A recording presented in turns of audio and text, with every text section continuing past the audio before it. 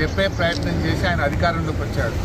కానీ ఇవాళ అవే యూట్యూబ్ ఛానళ్ళు నీ అక్రమాలను, నీ మాట తప్పిన తీరును, నీ మోసాలను ఎండగడతా ఉంటే ఇవాళ యూట్యూబ్లను తక్కువ చేసి మాట్లాడడం అనేది చాలా విడ్డూరంగా ఉన్నది.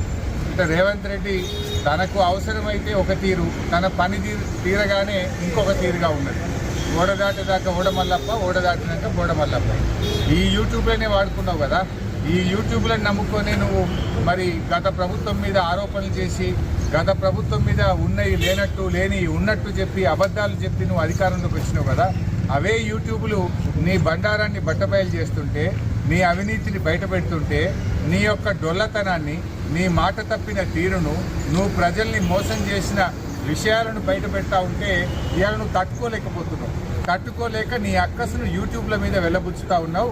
ఇవాళ ప్రజలకు అర్థమైపోయింది, ఇవే యూట్యూబ్ ఛానల్ బిడ్డ నిన్ను గద్దెదించడానికి రాష్ట్రంలోని యూట్యూబ్ ఛానళ్ళన్నీ ఒకటైతే నీ బండారాన్ని బయట పెట్టరు.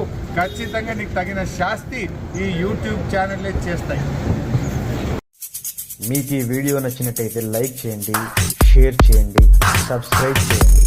రెగ్యులర్ నోటిఫికేషన్స్ కోసం బెల్ బటన్ని ప్రెస్ చేయండి.